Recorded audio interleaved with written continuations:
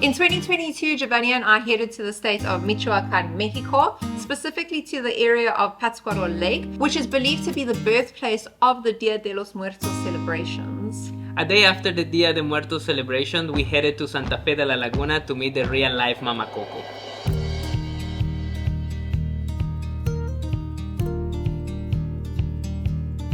Although the Disney Pixar producers have never actually confirmed whether Santa Fe de la Laguna was the real-life inspiration for Santa Cecilia, we wanted to head there to see how accurate things were. Wow. Cool, hey? Once we arrived to Santa Fe de la Laguna, we head to the main plaza, which shares so much similarity with what we saw in the movie.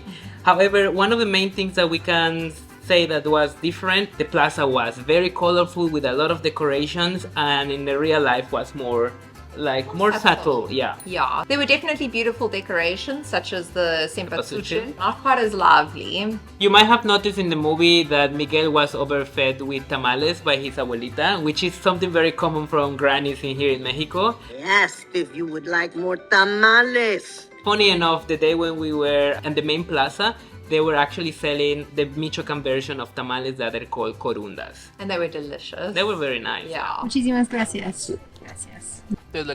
Right off of the plaza was the main church or cathedral of the town. The church actually took us by surprise. The church was almost identical to the church that they show in the Mama Coco movie, so that was really awesome to see. And then, surprisingly enough, there was this beautiful little dog that just came right up to us. He was so friendly, so happy. He even bit my bum a little bit. He was so lovely. That's so funny. Shall we call you Dante? Never name a street dog. They'll follow you forever. And he ended up following us for the rest of the day, which is exactly what you actually see in the movie. You see, don't name a street dog because I'll follow you forever. Once we left the church, we started seeing some similarities between the movie and the real-life town. One of them being the red and white paint in the buildings, as well as the cobblestone streets. Something that we disagree is like the cleanliness that is shown in the movie is actually not how we found it in real life. Yeah. And it's pretty common in Mexico to see a lot of trash and littering, so we didn't have the expectations that it was going to be any way different. You already know that our primary reason for visiting Santa Fe de la Laguna was to meet the real-life Mama Coco, otherwise known as Maria Salud Ramirez Caballero, or affectionately known by her community as Nana Salud. Pues toda la gente que viene a visitarnos nos dijo que yo me llamo Ángel. Digo yo, señora, yo no me llamo Ángel, yo me llamo María Salud. If you watch our channel regularly, you know that we are traveling all of Mexico. However, we are specialized in the state of Quintana Roo. Giovanni and I have actually put together 3 helpful digital resources to help you plan your trip to the state of Quintana Roo. And if you're interested in that, you can find all of that information at fortheroadtravels.com or a link in the description below. Something important to know is that there is a big controversy whether Nana Salud was the real inspiration behind Mama Coco. There are 2 sides of the story. According to Nana Salud and her family, what actually happened is she was down in the main plaza one day purchasing fish, as she did every day, and a tall European-looking man came up to her and asked if he could take her photo. I was probably taking about 1,000 photographs every day. In exchange, he gave her 10 pesos. Nosotros nunca supimos quién eran ellos, ni a ella les dijeron que iban a hacer la película, pues que allá le dijeron unas turistas que a ver si ella quería para tomar una foto.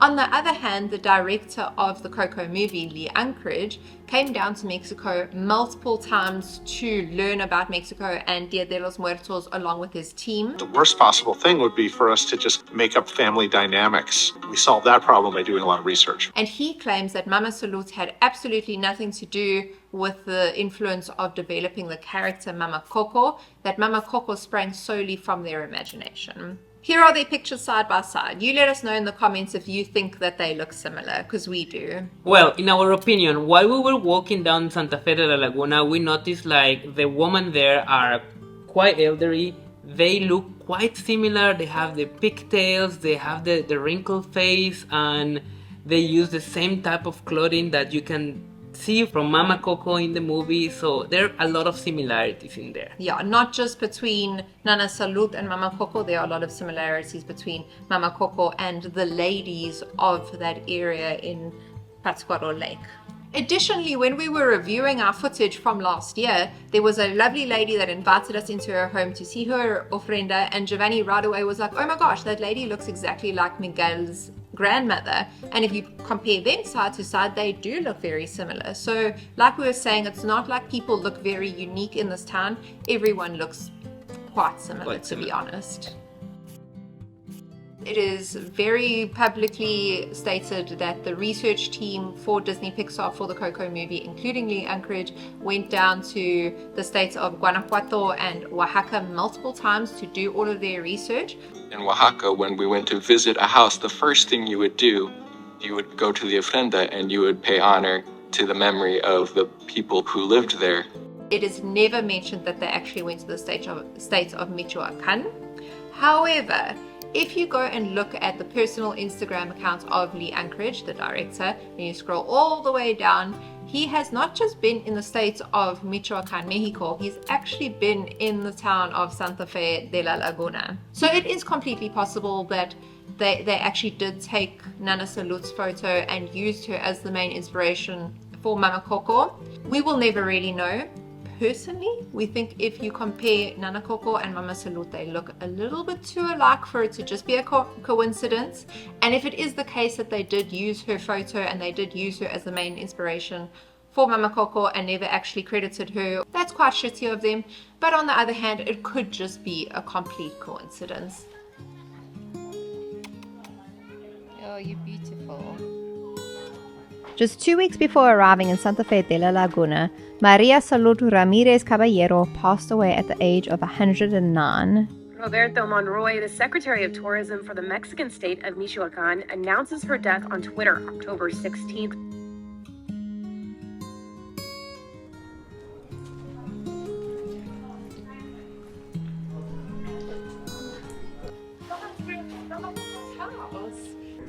Buenas tardes. ¿Se puede? Sí, gracias. Hola, buenas tardes. Hola, buenas tardes. Oh, this is so sad. The family is upset because she hasn't received any recognition or royalties. Ella nunca recibió nada de regalías. Nomás le tomaron la foto y preguntaron cosas. Nos contó que era un señor alto güero y que le dieron nada más 10 pesos para su refresco. However, something that we can say, they have received some benefit indirectly by creating a business model from the possibility of Nana Salud being the real life Mama Coco. Yeah, Giovanni found the perfect one. Literally for the road pink, and it says Mama Coco. Couldn't have found a more perfect first. Santa Fe, Mama Coco. Oh yeah, that's the one. We asked if they have any banking details in case anyone that's watching this video wanted to donate. They don't have anything like that. They just said, please come and visit us. So maybe next year, that's where you'll be spending Dia de los Muertos. And this is the entrance. Yeah, so this is the exact street that the real life Mama Coco lived in. How cool. Although they did have an ofrenda for her to honor her for this Day of the Dead, because she only passed away just over 2 weeks ago, they didn't actually have time to build something worthy of her legacy. So next year they're gonna be making a massive altar in order to everyone who wants to come and visit during Day of the Dead to come and bring some ofrendas for her.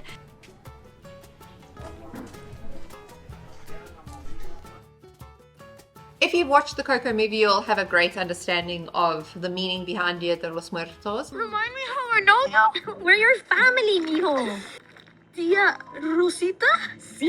They absolutely nailed it. They depicted Dia de los Muertos to a T. They did a beautiful job. That is obviously due to the extensive research that Lee Anchorage and his team did. Coco was meant to be a love letter to Mexico.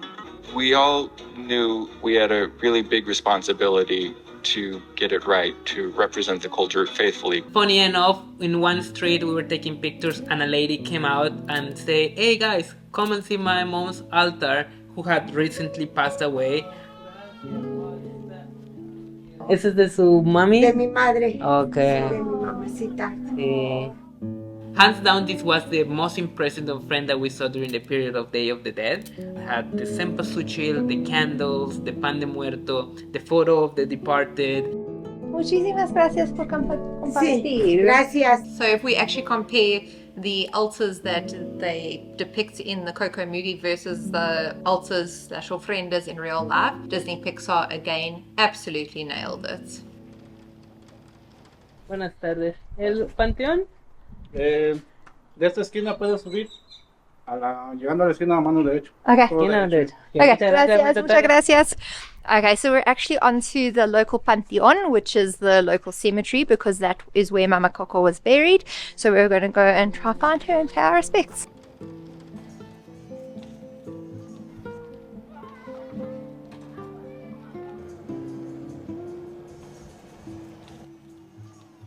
Oh, here's our friend! Hello, friend! Hello, friend! We saw him at the church earlier, and this is like 5 hours later, and now we see you at the cemetery. Because it was about a day or two after the actual Day of the Dead celebrations, the Pantheon wasn't so busy, but it was actually quite nice to see it in the daytime, and we actually got to see the gravesite of Nana Salud.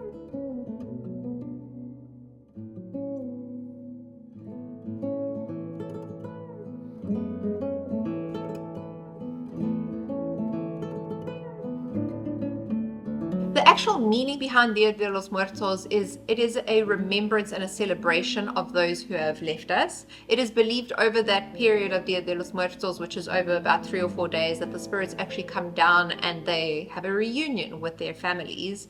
It's an absolutely beautiful celebration if you can get yourself to Mexico over the period of Dia de los Muertos.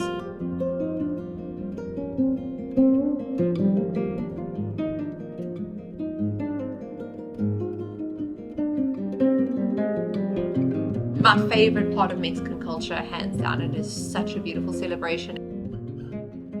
We actually had the opportunity to spend the Dia de Muertos celebration in Sinsunzan and Janitzio, where we had the pleasure to visit the two panteones at night. We saw families all together. They were spending the entire night to be with the departers at this beautiful celebration here in Mexico. In terms of depicting the characters and the culture of Mexico, they did an amazing job. They nailed it, like how the abuelas are in Mexico, and they overfeed us and they want us to give us more food or hitting us with the chancla. Not in all cases, but yes, this is what they do. Something that we'd really like to highlight is a lot of people from outside of Mexico like to confuse Halloween and Dia de los Muertos. They've got absolutely nothing to do with one another. They're completely different cultures, and Disney Pixar did an incredible job of keeping Dia de los Muertos as Dia de los Muertos. There's no bleeding over of the two celebrations, so we really appreciate that. Now, if you are thinking of celebrating Dia de los Muertos in the state of Michoacan, although we had a cool time in Janitzio, Pátzcuaro, and Tzintzuntzan, it wasn't the greatest experience. And if you want to know why, we've got 2 full videos that we did on that last year, which you can find down below or up there. If you want to really get the core of the culture, we'd highly recommend going to any of the very small towns that are located along the Pátzcuaro Lake, specifically Santa Cecilia, Santa Fe de la Laguna. A big recognition to Disney Pixar League Ancrid and his crew for the amazing job that they did by depicting not only the Dia de Muertos celebration, if not the culture of Mexico. You know, before Coco was released, I don't feel like a lot of the world knew much about Mexico and specifically about Dia de los Muertos. But since that movie, the tourism to Mexico over the period of Dia de los Muertos has absolutely exploded, brought so much knowledge and interest into Mexico. So yeah, that's another great benefit of the movie. So if you want to support Nana Salud's family, the best thing that you can do is plan a trip down to Santa Fe de la Laguna to go and visit them, leave them a donation, purchase some souvenirs. That's the best way that you can contribute. This year we're actually spending Dia de los Muertos in the state of Quintana Roo. The traditions and the cultures here around Dia de los Muertos is so different to what we just showed you in the state of Michoacan, and we of course are going to make a full video about that. If you don't want to miss that video, make sure you are subscribed to our channel, activate the notification bell, and if you enjoyed today's video, please don't forget to give us a big thumbs up, and we will see you in the next episode. Hasta luego! Join us in the next episode where we show you how to celebrate Dia de los Muertos in Playa del Carmen.